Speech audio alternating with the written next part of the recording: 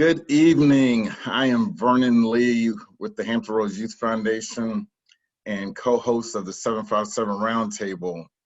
We have had a number of really special guests, people that have made a significant impact to the culture, globally, worldwide. But tonight, honestly, Carl, we've got someone really special who's a friend of ours who we got to meet maybe 5-6 years ago during the camp weekend. You want to do an intro? No, hey, look, I don't think there is an intro, to be honest with you. And if you don't know this gentleman, then I suggest what they say now, Google him, as they say.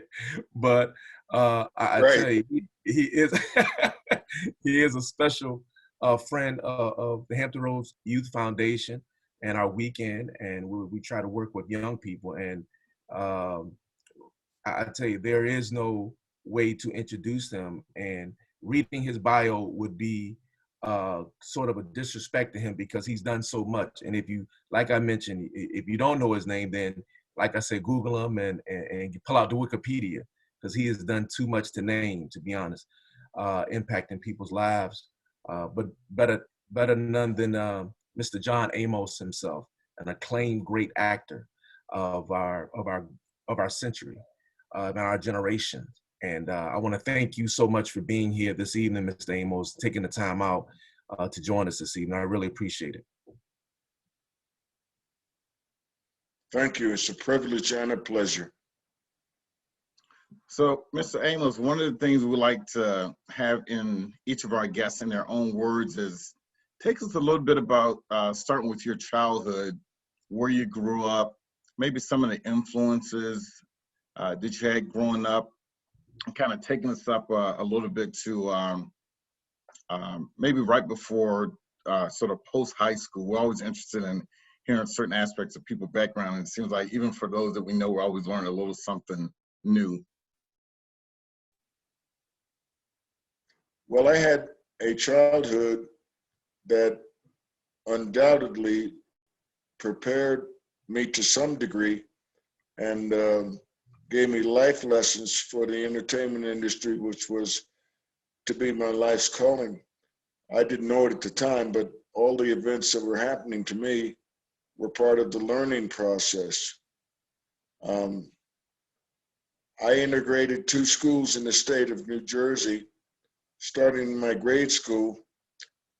What determined who was going to go to which school was the Lackawanna Railroad tracks, which ran right through East Orange, the city in which I was raised. I was born in Newark, New Jersey, but raised in East Orange, New Jersey, and that was advantageous for me because we had one of the best high school systems in the country in terms of preparation for college. I didn't know I was going to try and go on to college, but ultimately I did, and it was wonderful preparation. One of the better grade schools, one of the better high schools in the country, East Orange High School at that time. And I was an athlete, or at least I thought I was. And I played football, ran track. Football was my love. And I played varsity ball for East Orange High for 4 years. And had hoped to get enough recognition at the state level that I might get a scholarship. Ultimately, I wound up writing a letter to and receiving a positive answer from Al Davis, who was then the coach at the University of Southern California. And it was my dream to go to Southern Cal because I'd done my research. And it seems that University of Southern California had the highest number of graduates going on to play pro ball and to make it to the NFL. That was my dream. So I did get, as I said, a positive response from Al Davis, but I didn't make all-state, all-county, or even I don't think I even made the all-East Orange team. But the bottom line was he contacted me and told me he could get me into a junior college in California if I could make my way there on my own dime. So I did. I went to the mayor of East Orange and told him that I had an opportunity, but I needed a job. So he got me a job working with the city for the rest of the summer, sweeping streets. And I recall vividly getting fired from the job because Floyd Patterson had just beat Ingemar Johansson for the world championship and the heavyweight title. And they were showing the film at the Hollywood movie theater, which was part of my route. So I spent the afternoon in the movie theater watching Floyd Patterson beat Ingemar Johansson, and it cost me my job. But nevertheless, I saved enough to get to junior college, and I flew out to Long Beach and enrolled at Long Beach City College, and was having a fair degree of success. But the bottom line was I ultimately ended up getting a scholarship to Denver University. And they gave me a trip up to Denver from Long Beach to take a look at the campus. And I loved it. I loved the uniforms. I loved everything was about football. I just loved the fact that I was playing for a name school, or I would be. And as fate would have it, I think God was trying to tell me something even then, because 3 weeks before I was to transfer from junior college to Denver University, they dropped football. And there I was without a football scholarship, too late to go back to junior college. So I laid out for a year and went to work at the Ford Motor Company. I think it was the Ford Motor Company or General Motors. Perhaps it was both of them. And saved up enough money to go back to school the following year. So I had a long and circuitous route in trying to play professional football, but it taught me a lesson. It humbled me because I was around so many superlative athletes, guys that had incredible college careers, and they obviously were gifted athletes, where I was just a mediocre run-of-the-mill running back with an occasional game where I did fairly well. So it was more my aspiration than it was my gift. But I was to discover what it was to be my calling when I got cut from the Kansas City Chiefs the second time. I had 2 tryouts under the late coach Hank Stram, and he was a phenomenal input. And he had a phenomenal impact on my life. The second time I was released from the Chiefs, I asked Coach Stram if I could read something to the team that I had written, and it was a poem called "The Turk." The Turk is that euphemism for that guy that comes and tells you the coach wants to see you, bring your playbook, it's all over. And I had that experience, and when Coach Stram did release me the second time, I asked him if I could, and he gave me permission to read this poem that I'd written called "The Turk" to the team. And their response was such that they gave me a standing ovation and started cheering, "You got to keep him, coach. You got to keep him, coach." And Coach Stram turned to him and said, "Look, I'm trying to get a football team in here. This is no poetry contest." So I was released, but that did give me the confidence that I could be a writer who could entertain people. And that gave me the confidence that I was to need as I embarked on my show business career. Wow. No, well, that is a fascinating story every time I hear it. And, you know, as I listen to your story, I wanted to know, you know, you were a great football player and really good. I mean, to even get to the Kansas City Chiefs, to get a tryout is a great accomplishment.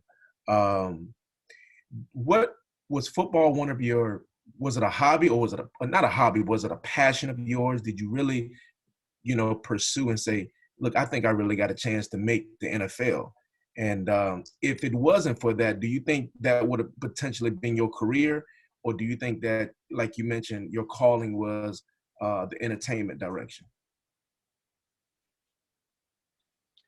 Well, I loved football, but football did not love me back. If there was any reciprocity at all in our relationship, that is my aspiration to make it, and football rewarding me financially or in any other way, it would have made itself plain, because Lord knows I gave it enough tryouts. I went out for every team, everywhere. Any place I heard that there was a team, I tried out, to subsequently get cut from teams in leagues you never even heard of, the Wheeling Iron and the Waterbury, Connecticut Orbits, the Norfolk Neptunes, Denver Broncos, I lasted with the who were on my own college campus. They trained at Colorado State University. So I said, I know I can get a tryout here. They didn't even have to give me a plane ticket. I walked to training camp, got cut in one day, and walked back home, or limped back home since I had pulled a hamstring. So I loved, in answer to your question, I loved the game. And the truth of it is, I saw football as the only way I was ever going to have anything economically. I never saw myself being able to make a career or make a handsome living in the entertainment industry. And yet I had confidence that I could make people laugh and I could write funny material. That came to pass in years to come. But first I had to put the football behind me. And as they say, I had to become a man and put away my childish things.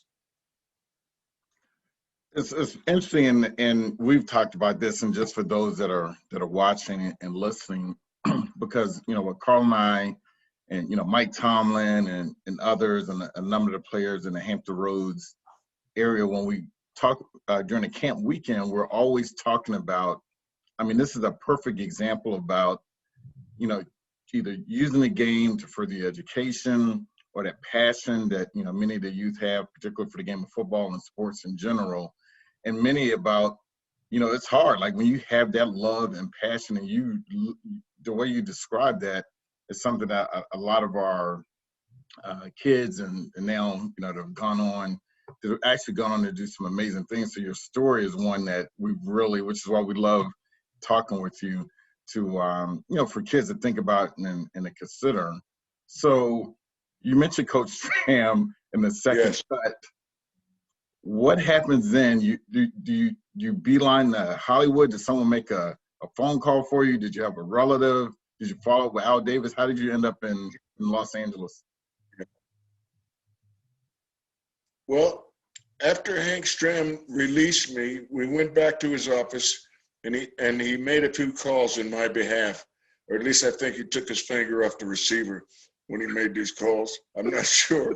But he called a couple of teams, and he said, I'm sorry, John. Nobody seems to have any space to bring in any more free agents. I'm afraid that's it. So I said, well, thank you, sir. I appreciate. And as my respect for Hank Stram grew over the years, when my son was born, I named my son KC. His Christian name is Kelly Christopher, but we call him KC in honor of the relationship I had with Hank Stram. Because Coach Stram treated me like I was a high draft choice vet and somebody who could really make a contribution to the team. He gave me every opportunity he could, but quite frankly, he was building a championship team, and he didn't have time for any experiments or for guys to prove themselves. You had to come in and hit the ground running. And quite frankly, I was not of the caliber of most of the athletes that they had drafted.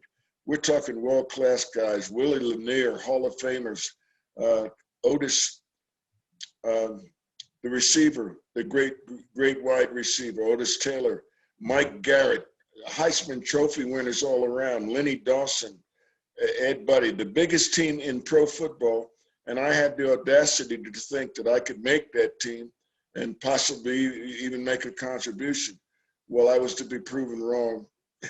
But nevertheless, I established a relationship with Hank Stram that makes me a Kansas City Chiefs fan for life, because I can say for one brief shining second, I was there. It was just about a second. The truth of it is, I lasted longer than some draft choices, I guess because I was so hungry and I was so passionate about it that my tenacity sustained me even when my talent didn't. So it was a wonderful experience all around as I reflect back on it, because it gave me direction for my life's calling, which was the entertainment industry. Was it, and still is. So was it from there you made a beeline to Los Angeles or Hollywood or New York or? Yeah, well, on the strength of the confidence that I got from writing that piece, I began to develop a strong conviction that I could make a living as a writer of some sort. So I applied for a job through an ad agency. The Urban League was scouting people, and we must compliment the Urban League for giving me an opportunity back in those days to become an advertising copywriter. A friend of mine suggested that I contact them as someone who had gone to college and had a pretty good comprehensive, pretty good appreciation of the written word, and I could express myself literally pretty well. And I applied for and got a job with an ad agency in Los Angeles as a copywriter. Actually, they wanted me to be an account exec trainee, and I didn't like that end of the business. As grateful as I was for the opportunity to be in advertising at all, I knew that my strength lay in writing ads and creating ad situations as opposed to being an account exec trainee. So the agency I had applied and gotten a job with was a very prominent, prestigious agency, Doyle, Day and Bernbach, and they had some of the biggest accounts in the industry at the time. I believe they had American Airlines, Volkswagen, Laura Scudder Potato Chips, amongst others. And I wanted to write ads for those products and those projects, but they didn't see it that way. And they said, well, there are no black copywriters. We aren't hiring any copywriters right now. So I left the agency and got a job with an agency that was junior to them in terms of its status and its accounts. That would have been Chiat Day Advertising, run by a very, how should I put it? This guy, he was ahead of his time, Jay Chiat. And Jay gave me a chance to become a full-fledged copywriter. And I did, and I was writing ads for him for about a year and a half or so until this local television show called Loman and Barkley had been created and was running on a regular basis on local TV on the weekends. And I applied for and got a job as a comedy writer. I had heard that they were hiring comedy writers, and I had never written comedy for television before, but I said, I think I can write funny stuff. I've always been accused of being a little bit off the wall anyway, so it should work out. And it did. And I got a job as a writer-performer on the Loman and Barkley show. They were two radio personalities that had been offered an opportunity to create and host an hour-and-a-half comedy show on the weekends on local television. I think our market went from Los Angeles as far south as San Diego and perhaps as far north as Santa Barbara, not much further. But the thing that was beautiful about it was this was the early days of television, at least from my perspective, and I built a relationship with some writers who were to go on to become staples in the entertainment industry as writer-producers. Craig T. Nelson, Barry Levinson, an Academy Award winner for Rain Man, amongst others. Right. And yes. I learned my craft. That was the beautiful thing about television in those days. You could learn as you went. And I learned the procedure for producing for television, for writing for television. And it was a wonderful experience all the way around. So I stayed with that until the show was, I graduated from the Loman and Barkley show to network television. I got a job writing for the Leslie Uggams show, a short-lived variety show. Leslie, of course, was America's sweetheart as far as Black women were concerned. She had been a very popular guest on Ed Sullivan and numerous other shows. So that was a good experience. I learned how to write in the format of situation comedy.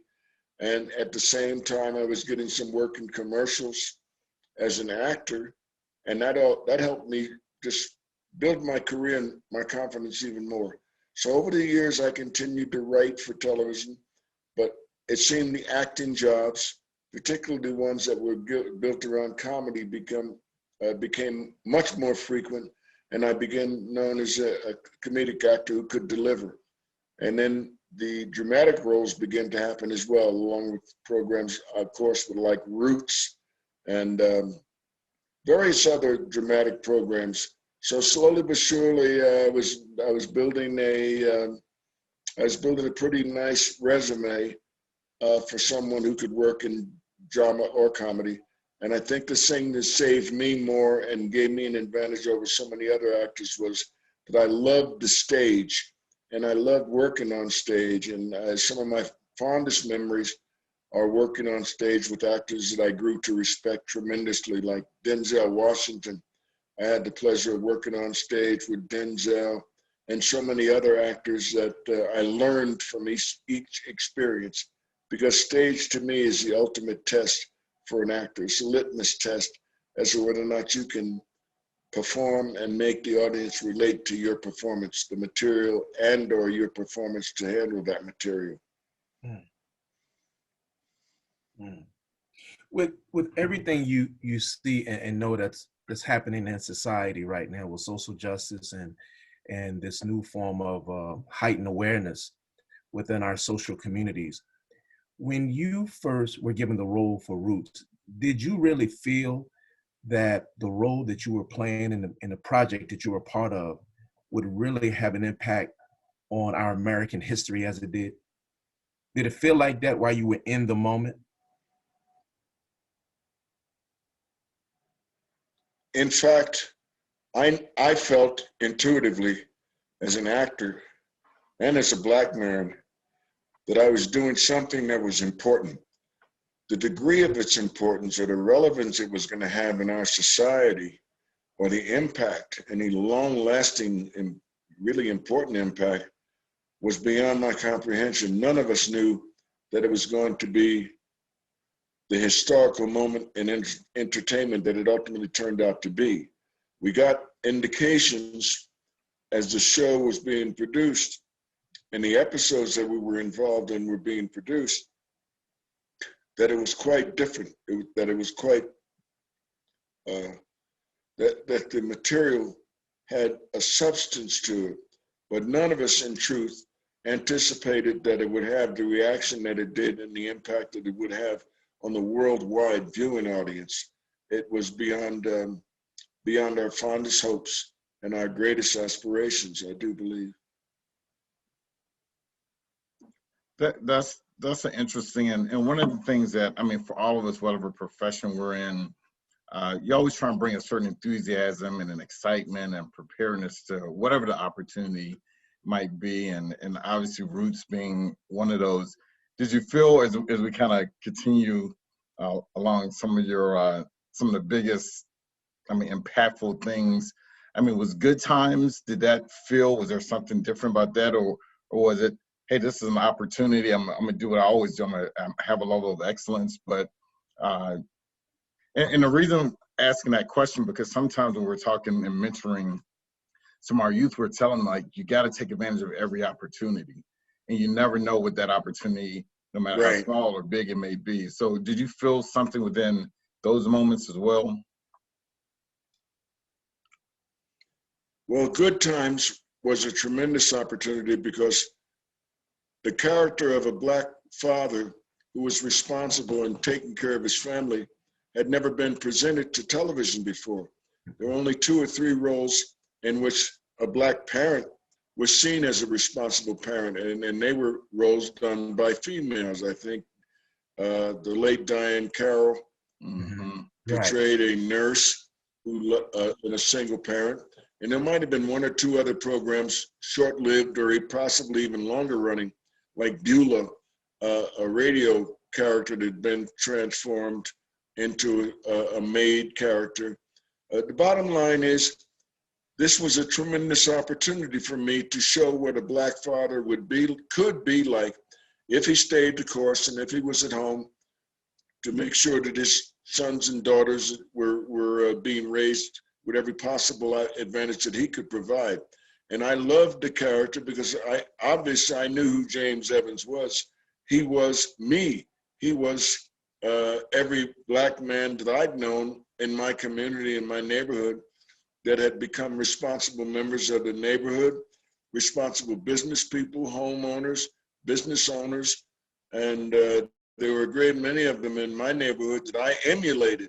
So I carried their work ethic and the work ethic of every man that I'd worked with in every factory I'd ever worked with, whether it was a Ford Motor Company or General Motors or or any one of a number of job opportunities that existed in New Jersey, because that was the great thing about growing up in Jersey, was an industrial state. So if you wanted to work, there was always a job available for you. And I think that's what the emphasis needs to be. We were so busy as young men trying to make enough money to help our families, to put food on the table, to save for an education. We didn't have time for a lot of foolishness or violence, and that those things came out as society began to change. But there were job opportunities, and for the most part, those with any work ethic took advantage of those opportunities. And I had, quite frankly, I had a tremendous work ethic. I always was able to find a job doing something. So I miss that about growing up in New Jersey. I don't think the same opportunities exist. Therefore, you've got more kids turning down the wrong road. Yeah.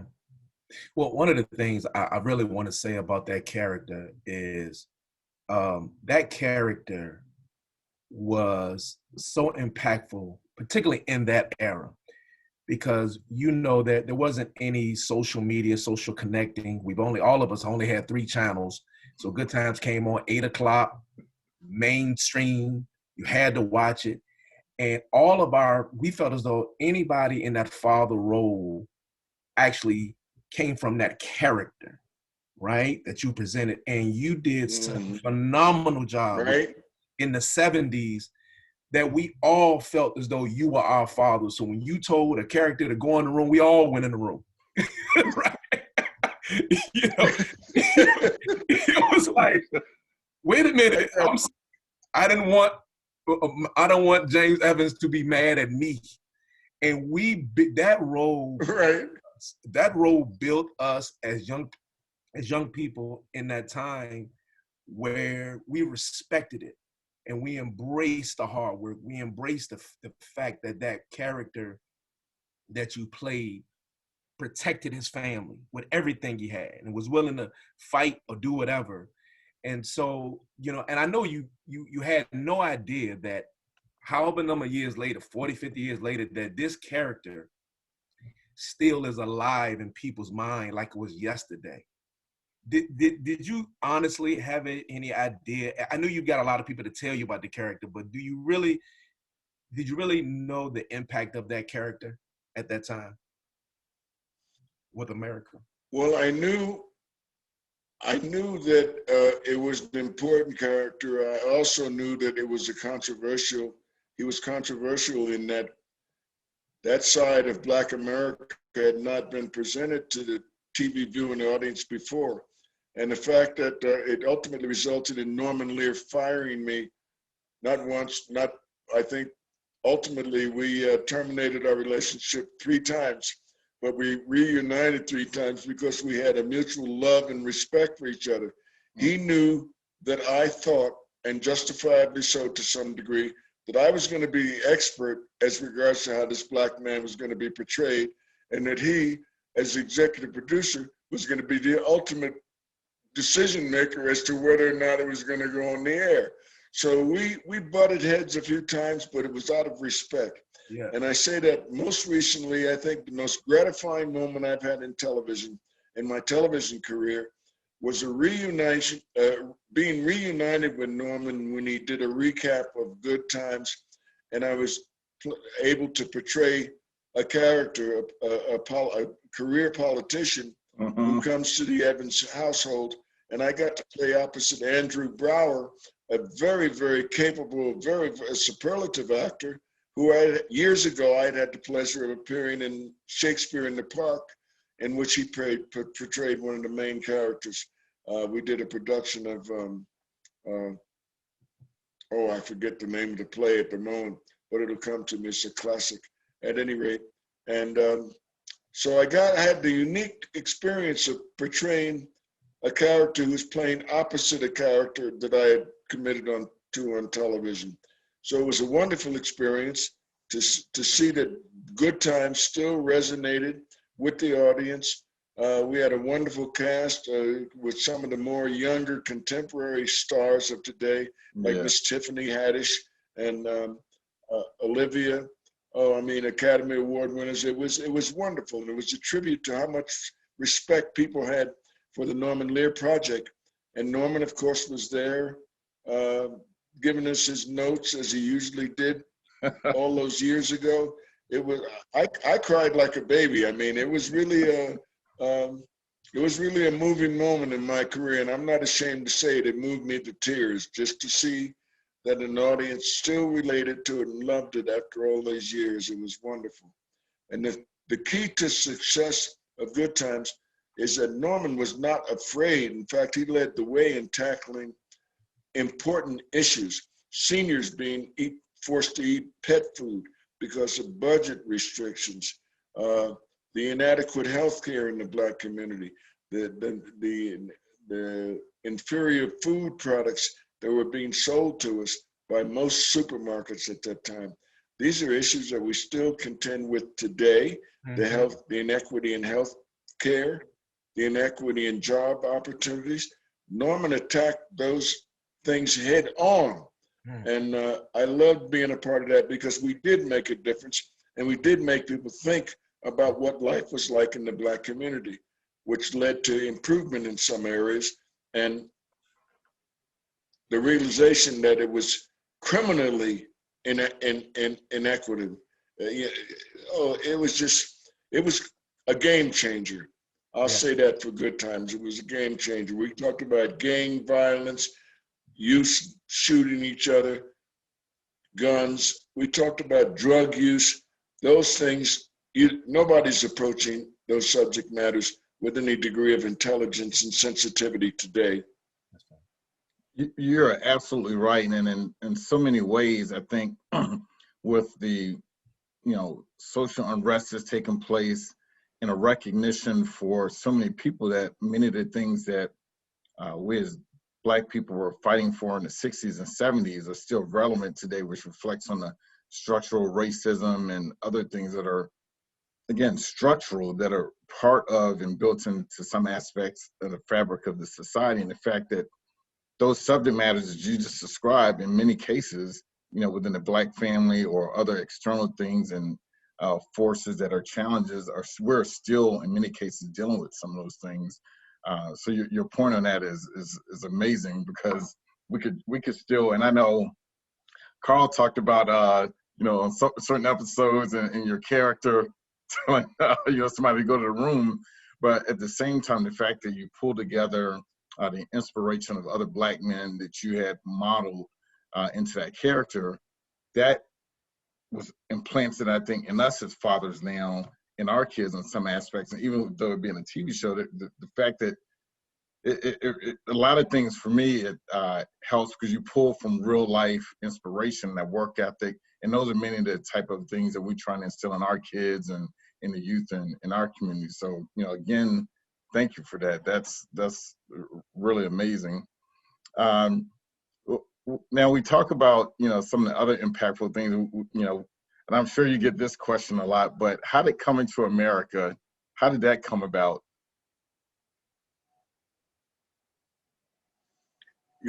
My getting that role in that Eddie Murphy iconic film, that was further confirmation to me that God does have a sense of humor.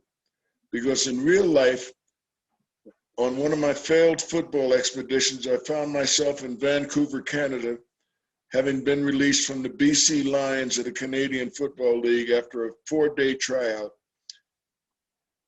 I said, that's it for me in football. I can't do this anymore. I'm getting too old in the tooth. I think about that time I was about 26 years old, and I had to face it. My best days were behind me, and I had never really seen any great days. So what have I got to do to look forward to? By that time, I had an infant daughter. I married and had an infant daughter, and I had responsibilities. McDonald's, the hamburger corporation, was just beginning to open up in all of Canada. A very entrepreneurial-minded businessman by the name of George Tidball had brought the rights to McDonald's, and they built the first one in Surrey, British Columbia. So I applied for and got a job as a McDonald's restaurant trainee. I saw a chance to start on something on the ground floor with the company. Little did I know that that was going to be my real life training for Mr. McDowell in an Eddie Murphy iconic film later. And that's why I say God does have a sense of humor, because he said, no, you aren't going to make it in football. I don't know, no matter where you try. But as soon as you embark on the career that I want you on, you're going to have success, young man. And I did. I got the job working for McDonald's, and I'd work for them during the day and try and do stand-up comedy at night. But after the McDonald's job came through, I began to have some success, and I began to have stronger convictions about my ability to write and perform in television.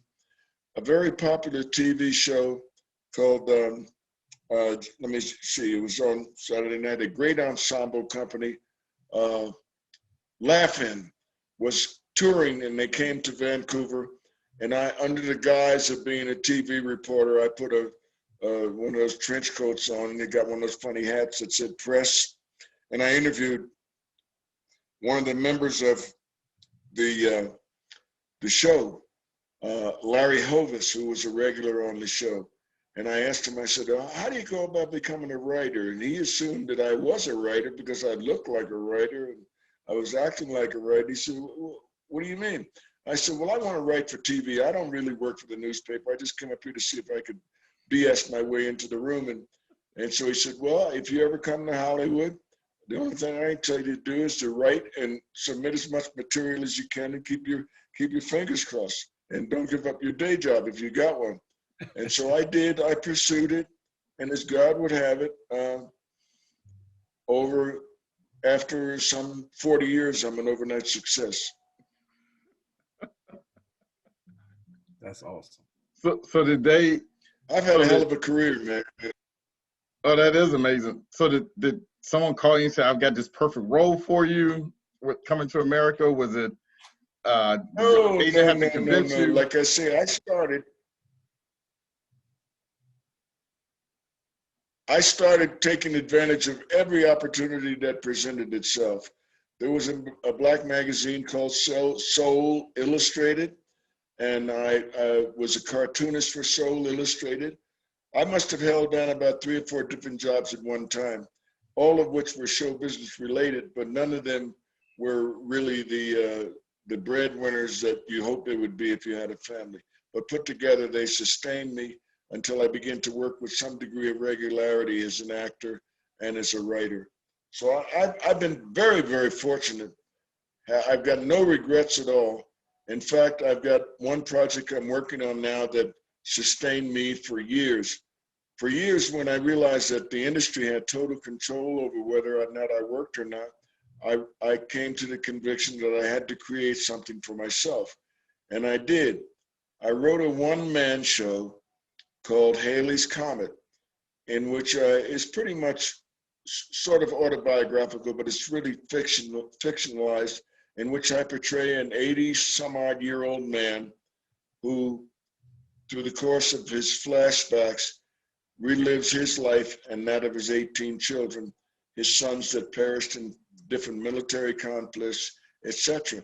And I performed that show all around the world for the better part of 20 years.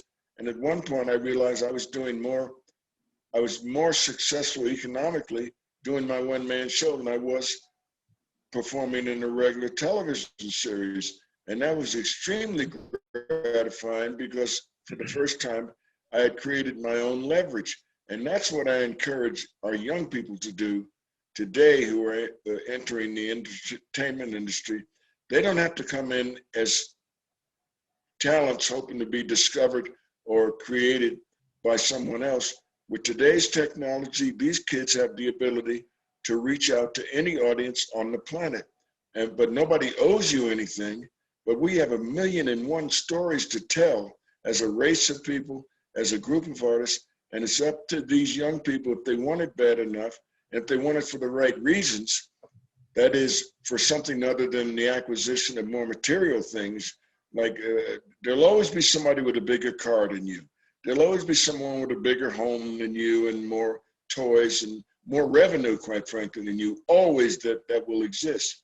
But if you go about pursuing your career with the idea that you're going to utilize every aspect of your talent and go as far as you can with the gifts that God has given you, in hopes of making life better for your family, of course, first, and then your fellow man, success will follow. It always does. If you go about pursuing your career with the right convictions, it will follow. If you're following the right star, let's say, because I followed football for a long time, and in an indirect way, it led me to success, but it was not my calling. It was my calling to get to my calling, if you follow me. And that's an interesting follow-up, because I work in the NFL business. I work for the NFL Players Association, and I work with a lot of young men who are in that transition or who pursue NFL football. And I love the story of, we have a program at our job now called Athlete and What Are You? And the story that you talk about, yes, when you look at football players and they actually almost like they lose their identity when they stop playing football, right? And some of them have great football careers. right. What advice can you give players that are afraid to embrace whatever life has to offer once they stop playing football? What advice? Because that story, I wish I can bottle it up and give it to every NFL player in the National Football League, because whether you have a cup of coffee in the league or whether you play 18 years, there's still another part of life that you have to live. What advice would you give those young men who are like, who am I? What's my identity now that I'm not playing football? I would tell them, I would say to each of them on an individual basis that acknowledge the fact that you have some unique skills. You are a unique individual. Pursue your love for those skills that you think you have. Encourage them to develop those skills, and they may be as far removed from athletics and football as one could possibly be. If you have an affinity for animals, as I do, I guess you might have seen my cat crawling around on me. I got a couple of cats and I love dogs.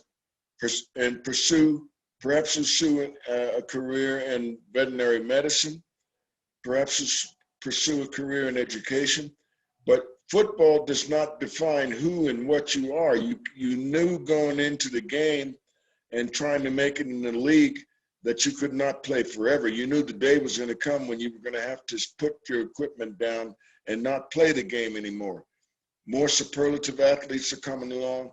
Your body gets beat up. You got to give this up sometime. So you might as well start preparing for it. Retirement from that pursuit, the same way you're preparing to enter into the career. You got to prepare your body to become a football player. Well, you got to prepare your mind for that life after football, and pursue those things that are not going to be damaging to you.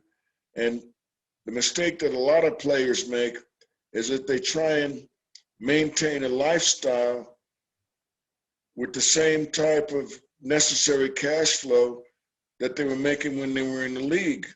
And some of them will pursue illegal activities, drug sales or whatever, to keep a lifestyle like that going. Well, then you're doomed to fail and you're doomed to be punished for violating the law. So while you're making what seems to be endless amounts of money, number one, that money's not going to last. Number two, that career is not going to last. You've got to pursue something while the opportunities present themselves to learn, to develop every aspect of your mentality and every aspect of the opportunities that are being presented to you, because it's a short career at best. If you're a running back, as I alleged to be, was never confirmed at the NFL level, you've got maybe 3 years, more than likely 2.5 years to prove yourself and make your money. Sure, there are exceptions, the guys that last 8 and 10 years, the Walter Paytons, the Ezekiel Elliott's. They are rare and far in between. Most likely the injuries and just new talent coming into the league are going to cause you to have a career that spans no more than 3 years. Other positions you might last longer. So going in, you know the reality of the fact that you're only going to have a brief window to make that money that you've been dreaming about, and that can be life altering. and you better have good, sound financial advice if you are fortunate enough to make it in the league, because the money can come, it can go twice as fast, 3 times as fast as it came. I guess it's just a long-winded version, but that's pretty much what I would say to any young person today, whether they're athletically minded or not. One of the things, just to continue that in terms of encouraging athletes and others, both with their passion and contributing in different ways professionally, and you talked about you being a writer, you know, there's a lot of youth that are out here that, and others that just have some really wonderful stories. You shared with us, could you talk a little bit about the children's book that you wrote? We want to make sure that people know about that and aware, you know, again, one of your other talents, writing, but being able to put that children's book out. Well, thank you. Yeah, I'm pretty proud of the children's book, as well as the other writings that I've been involved in, the other creative projects that I've been involved in the development of. As I mentioned, Halley's Comet, which sustained me and my family for decades. But the children's book is called A World Without Color. And one of the most gratifying receptions I've ever had to anything I've ever written happened at the St. Joseph's School for the Blind in Jersey City, New Jersey. They embraced the book. If you can imagine a group of totally blind children, some of whom have been blind from birth and their blindness is incurable, embracing a book that you've written, transforming it, or translating it rather, into Braille, and really embracing the book called A World Without Color. I mean, I was moved to the point of tears, but I'm a crybaby anyway at the right times, I admit it. So the bottom line was just, and they remembered me because I'd made several visits to the school, and I'll be going back again when travels and my fortunes allow and my schedule allows, to the St. Joseph's School for the Blind, because of the reception they gave me and they gave my book. I felt it was a book that had made a very simple statement, that the world can change into a brighter, more colorful, happier place through the eyes of children and everyone else, if we just supply simple things that we've all been taught, do unto others like we have them to do unto you, and look for the brightness in things. So it seems like a very simple, a simple thing to try and pursue, but I do it and it seems to work. Absolutely. I just also want to kind of reflect on, I know you mentioned you love mentoring young people and how that means a lot to you. Can you talk about that aspect of your life in terms of your career passion, helping young people become better human beings? Can you talk a little bit about any programs, things that you've done in terms of connecting and empowering young people? Well, one of the most serious aspects of my attempts to help young people was a job I took in New York years and years ago. I went to work for a private social agency called the Vera Institute of Justice.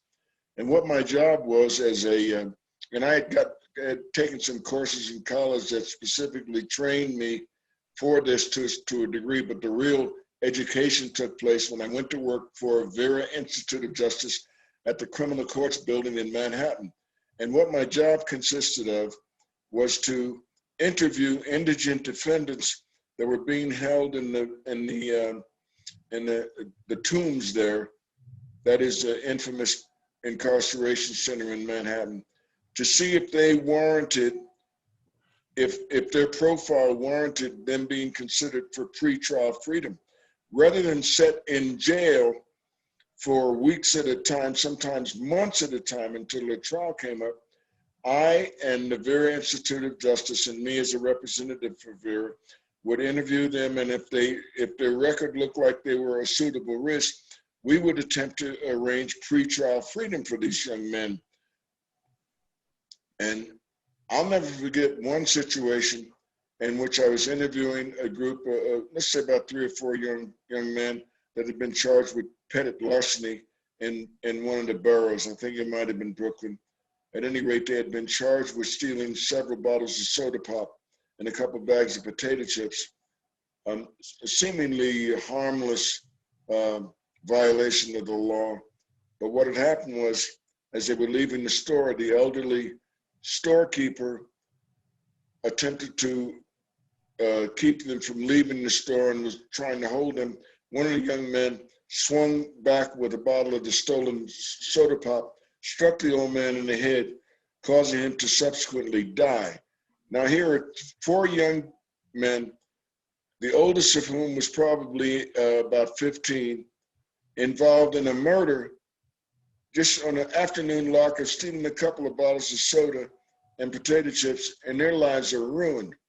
I got to see their faces when the correction officer came into the interviewing room where I was talking to them and said, Amos, you'll have to leave now. The charge has been up to a felony. And I watched their faces as they went from being 13, 14, 15, and 16 years old to that of old men in the space of a 10-minute communique from the authorities that the man that they had robbed had died in the process, and they were now being charged where it was applicable with much more serious crime. That is very sobering because their lives as teenagers was over. They were respectively over.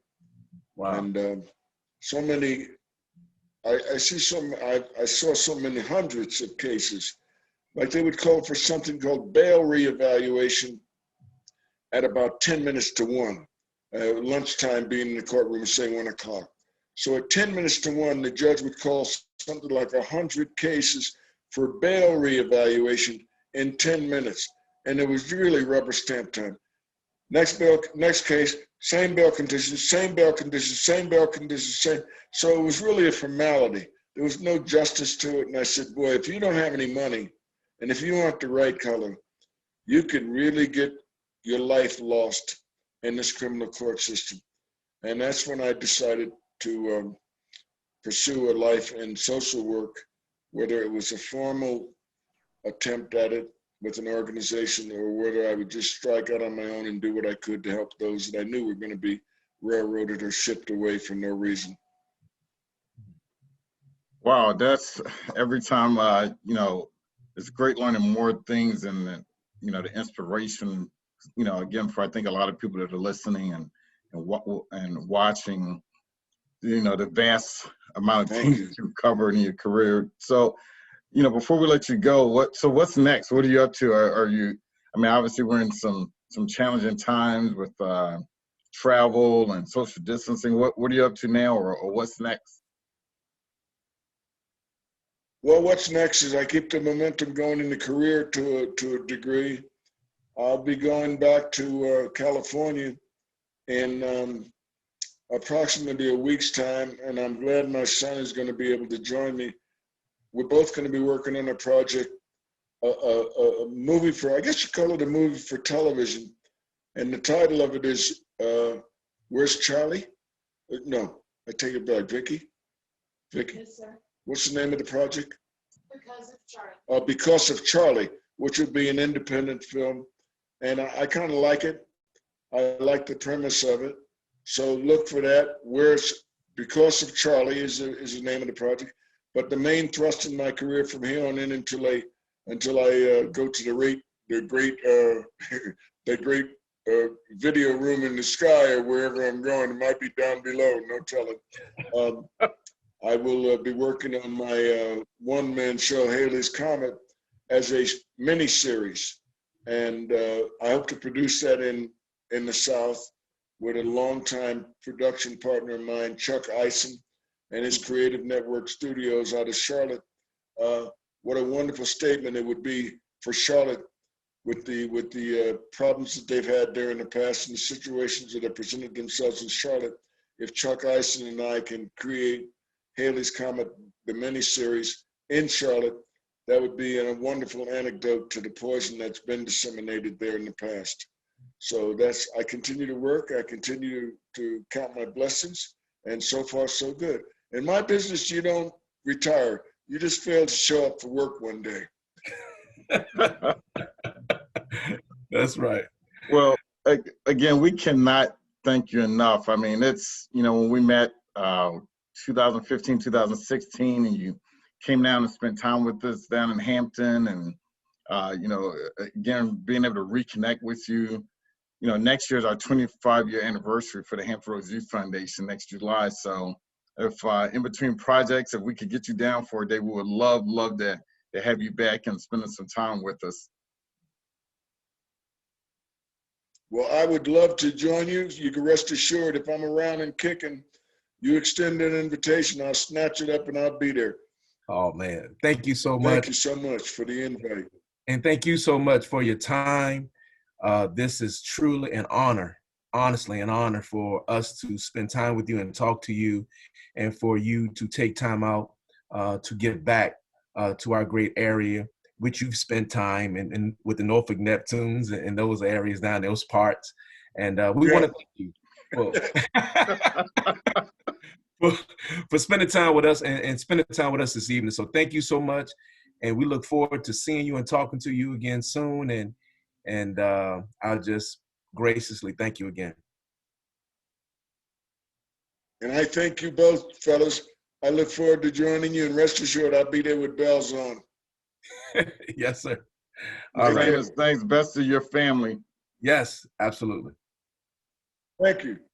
Stay safe in these times. God bless you. God bless you as well, sir. God bless you. We love you. Bye-bye.